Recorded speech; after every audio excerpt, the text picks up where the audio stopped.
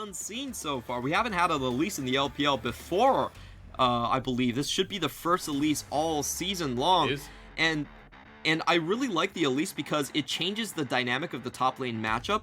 You have a very strong gank against Gnar, and if Aatrox gets ahead, then the Gnar just kind of dies in lane. The way the matchup works is Gnar left alone, 1v1. A lot of the situations, the Gnar will come out ahead. It would be Divine Sunder. He's going to be consistently pushing the Aatrox in. But if Aatrox gets a couple kills early on, he gets to hit the World Ender with the movement speed buff. He can just chase the Gnar down from there on out. It's a very sort of one-sided matchup where if one end gets the advantage, he can snowball the entire way. So I love to see the ganking side of the LPL win over the carry jungle side. And a Kanavi, very volatile jungle that we've been criticizing. You know, at least as a sink or swim champion. It's all about the early game. It's all about setting up your laners and getting with the gank pressure to snowball. I think one of the best Elises we've seen in the LPL is Haro from Rogue Warriors, surprisingly enough. So if Kanavi can return to that previous form, then this is going to be such a fun opening game. It's like seeing a new champion. You know, we got Elise in the jungle. People forgot about her. They thought, this Spider, you know, what does she do?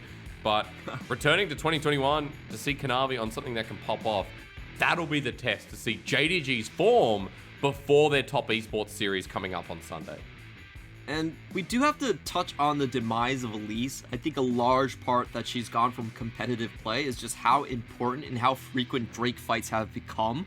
And she's a gank solo jungler. Like, she doesn't really provide much outside of just ganking lanes. So when you make a meta that's mainly about dragon fights and mainly about 5v5s, she really loses a lot of her luster. So I want to see how she's utilized, how they can play around the Drake fights that do happen later on, and if they can continue to just do picks and picks over and over again.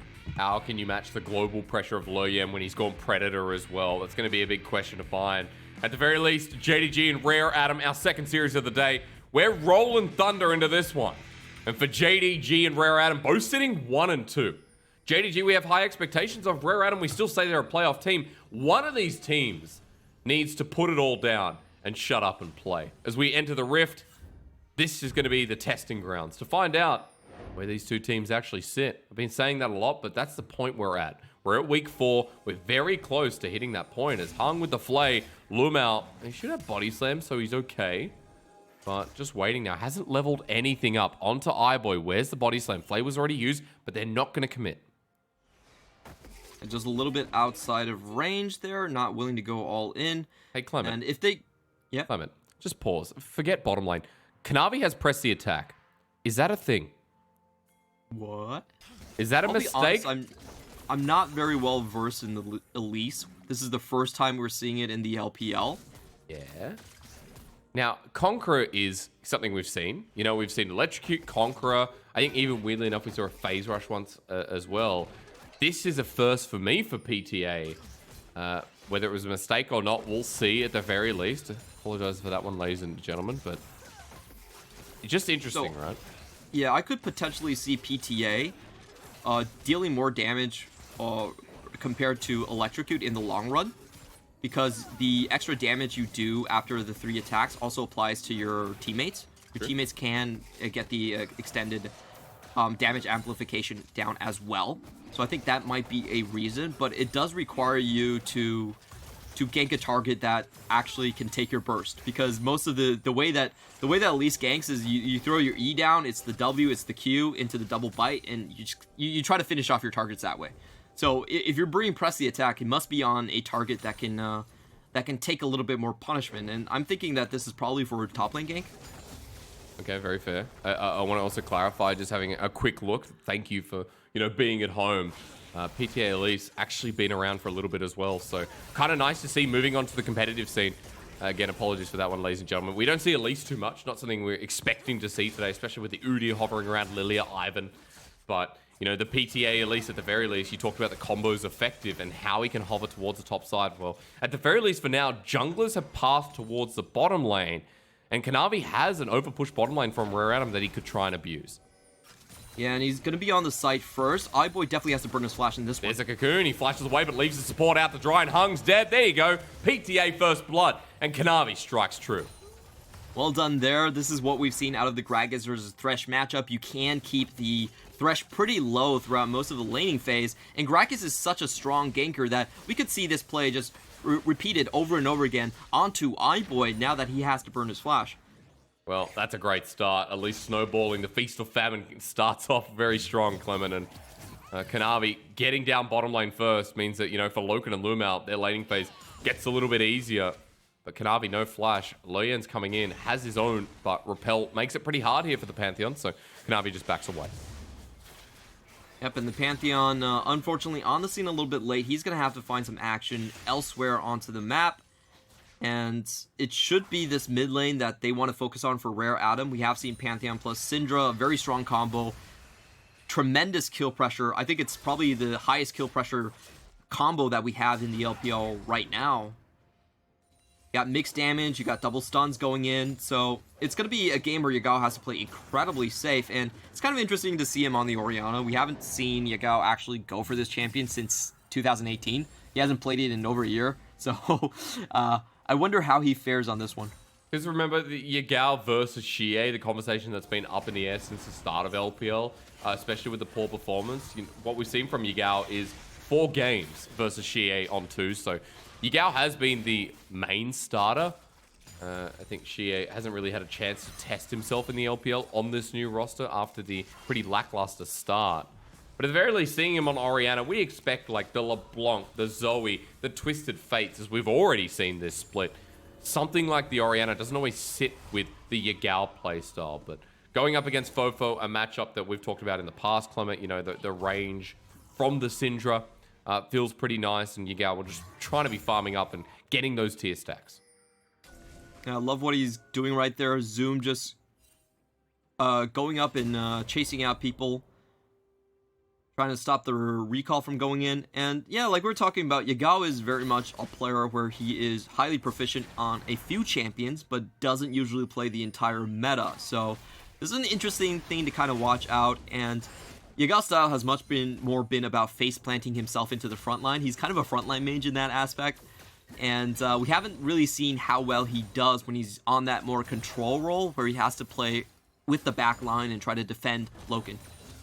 It's going to be a pretty crucial time, as again we talked about this, JDG are heading towards top esports, folks, so a very important series for this team. Top esports, the return of our grand final rematch coming up on this Sunday. Eyes on the prize, folks. Eyes on the prize. It's all about JDG here, and seeing if Rare Adam are going to be too much for them here today. I want to talk more about the comps comment. It's a bit of a slow early game. You were mentioning Yagao and how he fits into this team, but let's go further into how Kanavi can snowball this lead and continue to add priorities. He's coming down the bottom lane. Hold that thought, Mr. Chu, you smart man. As onto the backside, iBoy takes a dark passage. One more Killer Instinct, or the second skin rather, as Lumao's the target for Loyen. That sidestep though was super sweet. Thumbs in the air, Loyen flashes in the end. While meanwhile Kanavi has someone in his web. He wants the angle onto Hung. He gets pulled into human form. Kanavi knows he's dead, and that was a messy start to this series. But that was all in favor of JD Gaming. They traded 3 for 1, and the opponent only gets the gold onto the support kill right here. We're going to be looking at a very, very powerful Kai'Sa and a very bursty Elise coming into this already with the Sork shoes complete. And the Seeker's arm guard there too, with the amplifying tone. There's so much gold here on Kanavi. Loyen had to flash Q, and he ends up dying in the end too. So this was the start you want for JDG. I was about to come back to this question, Clement. How do they snowball with Kanavi's lead? Even more prevalent now. So they actually have a lot of crowd control on members like Lumao. And just to take a look at this match again, they know iBoy is the one without the flash. Lumao holds on to it until he gets a clear angle, waits for the repel there as well. They kill iBoy without much trouble, and Loyen just can't find the execute onto Lumao. He has to burn his flash inside the brush to get that one. So Loken just getting force-fed right here, and we're talking about JDG's composition with Aatrox pushing in the side lanes, with pick potential coming out of Gragas and Elise, that they really want to play more of a 1-3-1 style. They want to be chasing down the kills all over the map, and they're going to get a lot of chances to do it. They just won out with a 3v2 in the bottom lane. Lumao getting hit hard here by iBoy, who not really fearful of the body slam. There's no explosive cast yet, as Graviton with the Moonlight Vigil does miss. Seen a lot of missing with that ultimate here today, and Rare Adams bottom lane are going to keep pushing in because they know Luyen's nearby with the Starfall. Yep, and they need to be pretty careful. We have seen Mark play in front of their own turret. You can knock someone back into your own turret quite easily, so definitely have to give respect to that one. And this is the gank that we want to see. Zoom, of course, already used his W here, so they're going to have to back off and probably trade Heralds. Okay, Herald for the Dragon, Infernal Dragon rather to start off. We are going to be getting an Ocean or a Cloud Rift. And Herald hasn't been started as of yet, but Rare Adam drop a ward, and there's no real trade here. With the lead built up by Kanavi, Herald not starting straight away is something that Rare Adam can back in position for. Yeah, it looks like it's going to take a while for them to actually feel confident enough to set that one up. They do the blue transfer first into the pushing mid lane, and this is where I do expect the Herald to be started. Yep, it does look like they know where the jungler is. Good on Lumal. He checks out if the blue hand is happening on the other side as well, and that just makes sure that Kanavi can start this one undisturbed. Yeah, on a ward, doesn't matter, you're right. Hung's even made the roam. Lumao matching is a crucial part, though. Hung 6 versus Mao is at 5. Lumao, excuse me. And walking up, Yagao just going to be adding pressure as well. So Herald secured at the trade, but you can see that Luyen always was willing to make that trade. He's moving into the enemy jungle and now getting some more camps of his own, even for the bot side dive. Oh, they're going to be setting up the turret. Luyen's still chasing, but Loki just walks away. Oh, Predator Pantheon doesn't find the mark right there. Really well played on Loken. A lot of ADCs would have died in that situation, but he understands the play, backs out instantly, and they're only going to give over, I believe, two turret plates here. Yes, that is, a trade at the very least. Ultimate's going awry all across the Rift. Luyen just moving back to Scuttle Crab, and we continue, pacing ourselves with these farming games. 10 CS in the bottom lane, a scatter of the week in the mid lane, but all said and done is still even. The Gnar matchup doing well for Zoom, actually, keeping intact with CS. Don't know what's happened to my talking. It must just be all the whiffs we've seen. Cube being able to push up here, and you told me that a lot of the time Gnar feels good in this matchup, but Zoom's doing okay. Yeah, he's actually still going to be ahead in CS, but I think this is mainly off the fact that we haven't really seen Elise try to impact this lane. So far, Kanavi has been playing on the bottom side. I do want to circle back and talk a little bit about compositions. Essentially what I think JD Gaming are doing with this comp is they are sort of on a timer against Aphelios GA. So they really want to close this one out before the third item, or I would say fourth item mark coming out from iBoy. They don't want it to go too late. They're much more about the pick potential coming out from Gragas and Elise, and neither of these champions scale very well. So we're looking at JD Gaming try to get out a good lead early, and just use this ganking Kanavi to find advantages. Their sentence meanwhile on the bottom lane. Box put down for the commitment. Lumal sends iBoy into the wall. The W doesn't connect here from Loken, and iBoy just walks away. That was probably beneficial at the end of the day for JDG. Yeah, it really depends on the cooldowns between Box and Cask right here. I think both of them are actually about the same. But we do see what Rare Adam have been trying to do this entire game. That's been setting up this bot lane tower dive. Pantheon has been hovering around this bot side. They're going in. Okay, Loken ready for the Killer Instinct. Doesn't pop it though.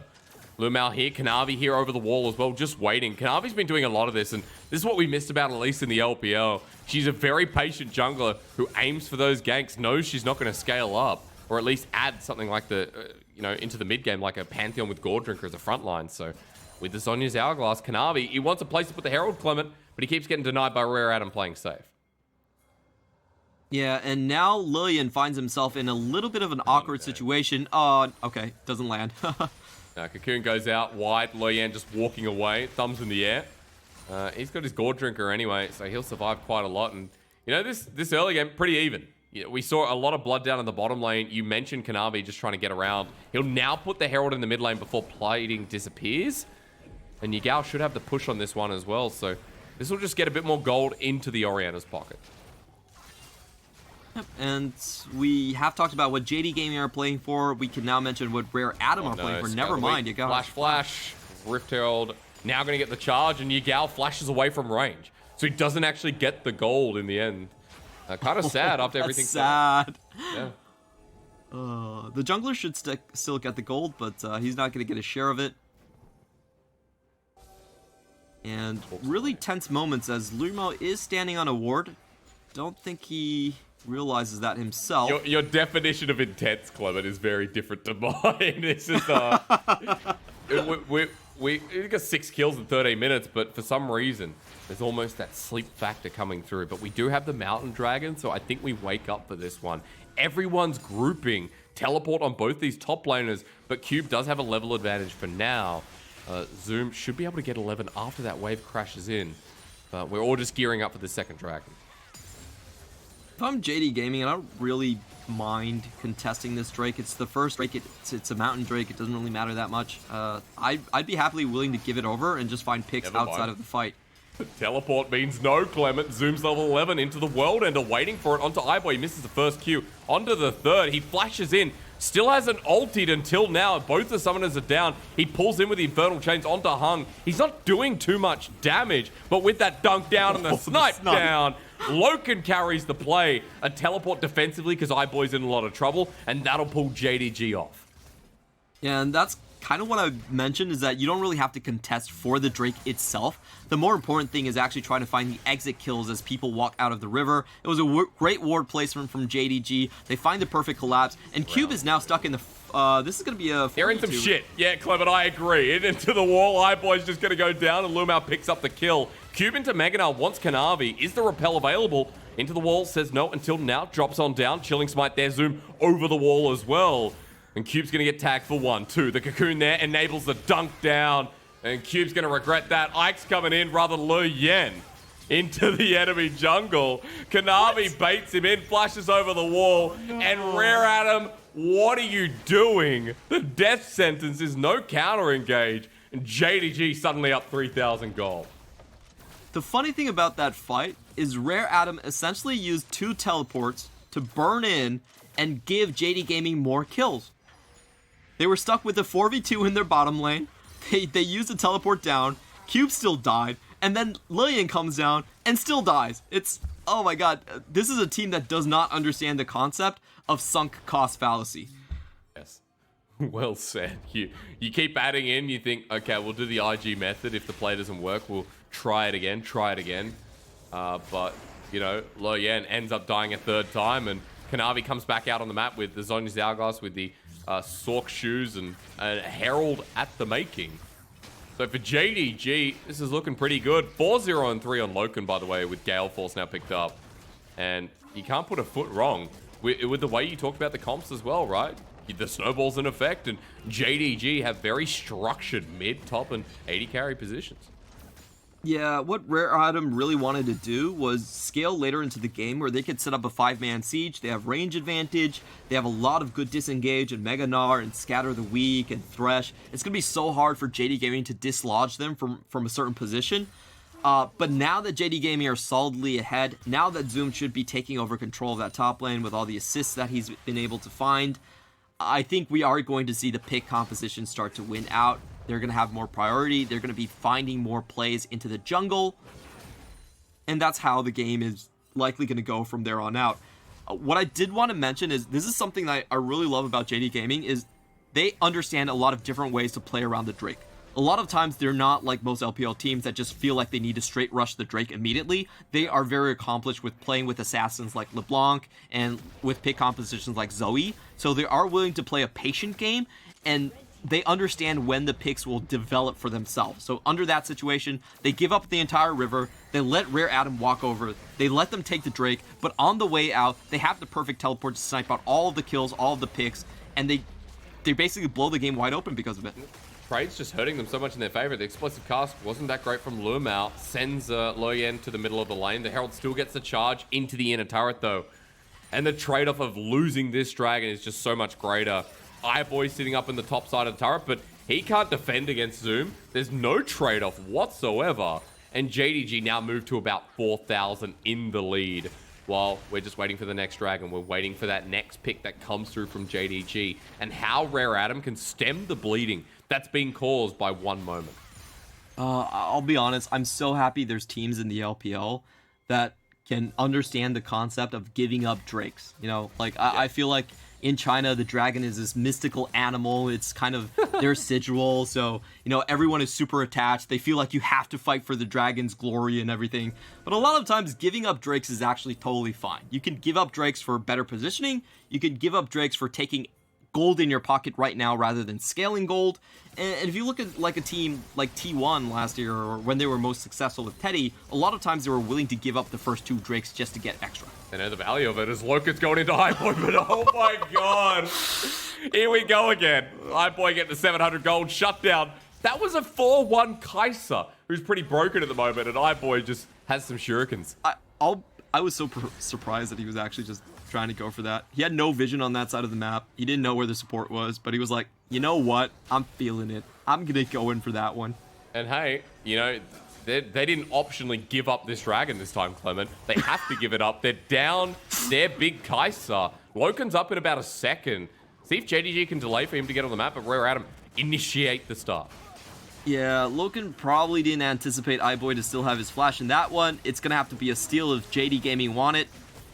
Scout of the week at the ready. Kanavi going in. Doesn't walk in for the steal, but it is a 2-man scout of the week. They get hit by 3 shuriken. Shockwave only onto Lo Yen. Into the backline. Lu Mao gets tagged down heavily as well as Fofo. Damaging from the reroll. Zoom is trying to carry the fight. He's 1 versus 4. Killer Instinct at the ready is Lo Yen. Maybe just baiting in the Killer Instinct and the flash from Loken. They take out Zoom on the return trade. 4 for 1. That's so worth for RA. And RA are heading straight towards Baron. The death timers are still pretty low. Now we're just hit 20 minutes, but I don't think there's anything that Loken can do here. He doesn't have his ultimate, only has a cleanse. They're waiting Okay, for but it. they do think better of it with the double teleport still on JD Gaming. Ooh, tags out in the end. Scout of the week hits Loken. He cleanses immediately, and the hook doesn't connect. So that's another summoner down just to bait away the Baron. It won't be started, but you take some crucial summoners from the 80 carries, the most fed member of JDG. I think we saw a lot of showcases of the problems that were plaguing JDG in just that one clip right there. That 1 minute is all you need to know about JD Gaming's struggle. They lose Loken into a fight he opted into himself, and they overstay for the steal. I understand why Kanavi is around this play. Why are the rest of you doing? Like, what is there to gain fighting 5v4? If you can't get the steal, get the hell out. Rare Adam are in perfect position. They're the team fight composition. And you don't need to take every fight you see. But, you know, JD Gaming, they are who they are. They love fighting. They've never seen a fight that they didn't like. And that's kind of the result. You know, you're like an angry father who you're educating your son or your daughter on bad business decisions. And you're like, why would you do that? Why did you invest my money into this piece of company, you know? So I dig it, Clement, especially when JDG were up about 4,000 gold. That's shrunk quite a lot. There's a soul to play for and an early Elder if that's successfully guaranteed. Plus, we have a 2-item Aphelios. iBoy has a Renan's Hurricane now. He's hitting his strides. He's getting to the point of trying to match Loken, who's now only 500 gold in front of him. Loken was the big part of the gold lead for this game. So, really impressive stuff from iBoy with the solo kill. It doesn't matter who impressive on whose part. But now, getting the resources off the fight, Rare Adam in a really good position. Clement, I want you to walk me through, because pick comp for JDG you talked about with the help of the Elise. Now what happens at Rare Adam and claw back the gold lead and can actually initiate part of the wombo in the team fighting? What it means is that Rare Adam have a very clear way to play the game. They just play defensive in their jungle. They set up vision. They make sure there are no picks in the next 5 minutes, and they make this game all about the Cloud Soul. That's a very, very easy game strategy. You don't have to, like, even if your towers are getting chipped down, I would maintain that sticking together is a good idea. And what you want to do is just make sure that you're never split up to the point that JD Gaming can actually find a pick on you. If you can make it through these 5 minutes, the game is yours. Now, that's still a big task, because we are talking about iBoy and we are talking about Lo Yen. So these are players that have kind of been known to kind of throw their lives for risky plays, and that's what we love about them at the same time, and that's why we kind of dislike them. Yeah, but if they can keep their stuff together, just don't do anything for the next 5 minutes, walk into River together as a 5v5, this game should be in their favor. Okay, that's a very clean condition set by Mr. Clement Chu, who gave a critical, what did I call that segment? Chu's Critical Chew. Or Clement's No, critical Clement's chew? critical chew. Thank you. Just choose my last name and you don't put my whatever. You don't have to explain it. It's all right. But we did talk about some of the sadly low-hanging fruit of criticism. That is JDG right now.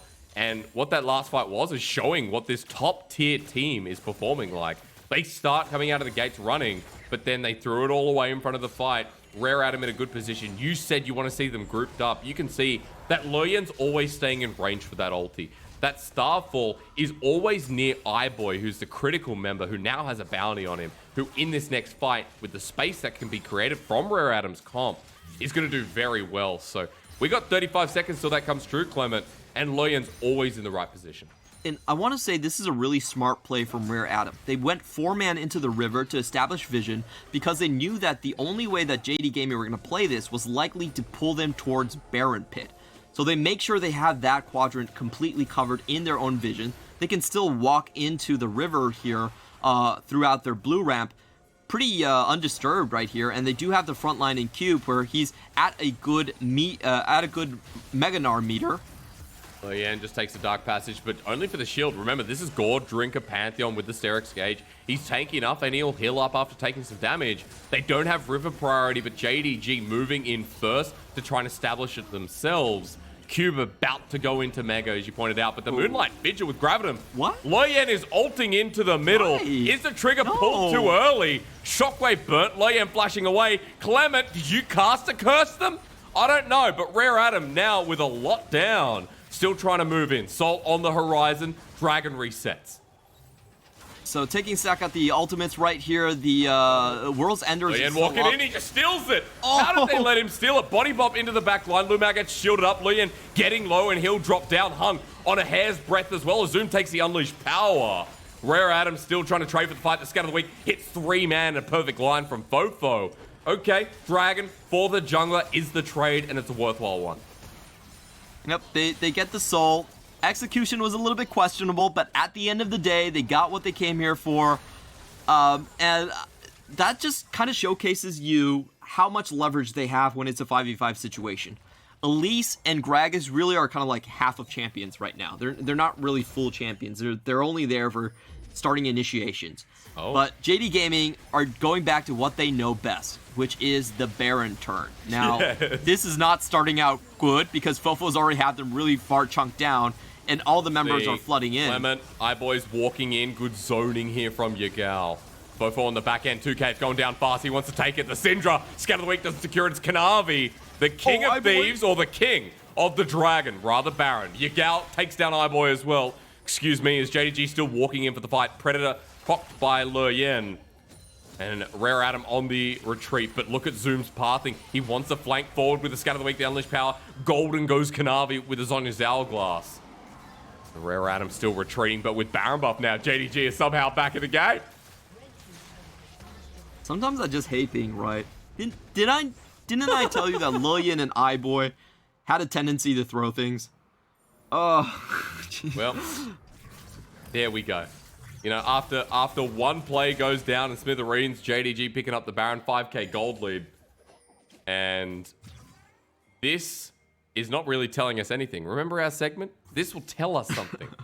This is telling us that both these teams, you know, do some stuff.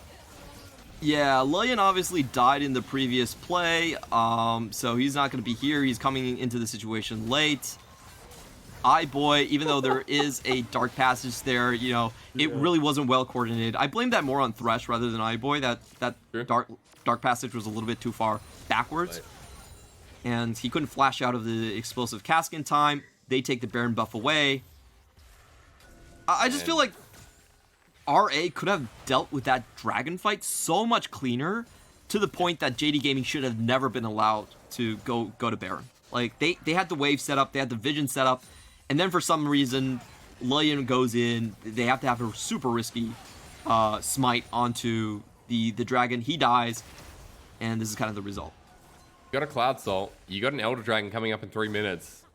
Look, for Rare Adam, I'll say, just defend, see how much you can not give up as JDG are moving to the inner turret on the top side. If they can defend their base, it feels like Elder's still there as the Shockwave whiffs. And next wave coming in. This turret will definitely go down with the Baron buff. And now it's about what Zoom can exert through the mid lane. How much further JDG can get in this base. I don't think there's a lot of potential for JDG to actually crack open the inhibitors. So most likely they are just going to be rotating and stripping out the outer turrets with side lane split pushes. No one can really contest Aatrox at this point. He's going to be a major point for them to spread the map out. And it's going to be about motioning people across side lanes, trying to split Rare Atom apart, and then collapsing on them as they walk over vision, as their compositions are dragged up and iBoy isn't protected. So that's the game plan for JD Gaming. They still have a bit of time on the Baron buff, actually only 15 seconds left, so not really that successful on either side. They do get 2 towers, I believe, but it's mainly about the gold lead, and yeah, that's it. That's it. It does feel like that's it. You're right. 29 minutes in. I'm kind of shell-shocked that, you know, Rare Atom I put in playoffs. I think I put them 8th. JDG I put in 2nd. I think a lot of people did, when what we saw in 2020 was indicative of what we thought we'd see in 2021. But our top teams are changing. EDG, WE, RNG holding the top of the standings right now, and JDG look like a bit of a mess. It feels weird that we're criticizing after the Baron play, but again, there's still just small, minute details that need to be talked about. Rare Atom especially as well. Clement, don't ever talk about Loyen and iBoy again, because it will happen. So as we get towards Elder and, you know, maybe another Baron buff, we'll see what happens, because for JDG, the split-second decision-making most of the time has been a little better as we're getting towards the mid-late game. Yeah, and crucially for this fight, I think Lumal can make a lot of miracles happen, just because Syndra and Aphelios are not very mobile champions. So if he could get a very good explosive cast, get someone out of position, they could all fly into that zone and use... Like this? Right here. Lemon, you're a genius! This time you didn't curse it, you set it up. RA have just been exploded by one play off of Lumal. The fat man can dance. This is what we've seen for JDG compositions multiple times. It used to be the Fiddlesticks Flash Terror combination, and now it's Shockwave on top, the death sentence there, the box laid bare. Loyen's dead as Cube gets an unreal ultimate to defend the play, but JDG have done it. Elder's coming up next in 20 seconds. Yeah, that was a beautiful bait coming in from JD Gaming. They use this narrow strip of land to make sure that Rare Atom can't have their front line in front of their back line. Lumal finds a perfect gap straight onto iBoy, and they're able to kill him up instantly with the Killer Instinct on the side of Loken. So that was really well played, and I knew that play was coming because we have seen this combination between Lumal and Imp, I believe, was who their AD carry was when they were playing Kaisa and Fiddlesticks, where the Fiddlesticks jumps in, flashes, terrifies, and Killer Instincts to follow up and just make the play happen. This is pretty much in the same vein, with maybe even a little bit more separation on the play. Oh God, Chloe, you're such a genius on this. Look at this engage. That was as clean as you get. Yeah, that was beautiful to watch. Kind of like blew Rare Atom out of the water. The kill goes over to Loken. He's now 4.5 items here, and what more can you say than pack it away? The Elder's on JDG side for another 2 minutes. Baron's up in 15. If Rare Atom lose another fight like this as Loken goes in onto iBoy, that's revenge served pretty damn hot from the Kaisa. The Elder execute comes through with the Collector, and now Rare Atom don't have their star 80 carry. Kind of surprised that iBoy was willing to go that far without summoners into the mid lane. He gets punished for it heavily, and JD Gaming have a chance to actually just finish this one. Going in straightforward into Lumal, the body slam negated here with the death sentence. He takes up the turret and dies, but Loyen will be the trade-off in front of the turret. They don't have a minion wave here as Cube sends Zoom back. Gore Drinker is showing League of Legends what it's made of, as Zoom took about 15 million turret shots, but it doesn't matter in the end. JDG with 4 will still at least try for this inhibitor, then back away. It was very clean play right there. A little bit of a mishap from Lumal. He doesn't get his primary target, but he does burn all the flashes away, and that's what the pick comp is playing for anyway. The next time, they can do this all over again, and we've seen how the combo works. What Rare Atom need to do is that they need to make sure that they are in a deep formation, where iBoy cannot be touched by Lumal. If iBoy is sent forward, then there's a high chance they lose the game instantly. Ward on the back of the pit! Oh, Scout of the week from Fofo. They didn't do their due diligence on JDG's side, and Fofo takes it away. That's gonna be the third Baron steal I've casted in just 4 days. That's true. Oh god, it's so painful to see. But in the LPL, we love rushing these quick Barons. We are willing to gamble on things like this. But unfortunately, they pay the price for that. Great damage combo coming out from that. You get the Q damage, the Q damage, and the E damage in at the same time. Which again, they didn't clear. There's a ward in the back of the pit that you can't see on this replay from Rare Adam. Yeah, that's a bit of a tricky one here. Well, what a doozy. The game goes on and Rare Adam stay relevant. Because with the Baron buff, they can defend. Too early. Yep. What now, Clement? What do you do now? Do Rare Adam suddenly just win the game off of a steal? How do you want to see it proceed? Man, this game is so hard to tell. I've been saying that Rare Adam technically should have the lead for such a long time now, but they're never able to get their team fights in the correct position that they want them to. And look at this again. They're so separated away from iBoy that they're just taking free damage on the front line. You're about to go into Meganar. Zooms found him first. So the explosive cast again sets up the shockwave. Lumao may die, but it could have been successful for the play. Loken walks forward. One more auto necessary, and eventually he goes down into GA. Loken going forward. The Kaisers in LPL are so sexy. JDG right into the enemy base. This one's going to be a W. And Rare Adam get picked off in the exact same position as before. They walk through the choke and give Learmal perfect separation on the team fight. Their front line goes down, their back line can't escape anymore, and JD Gaming, despite all their mishaps, are going to take down Game 1 in JD Gaming fashion. In JD Gaming fashion, well said, Mr. Chu. A Game 1 that will not easily be forgotten.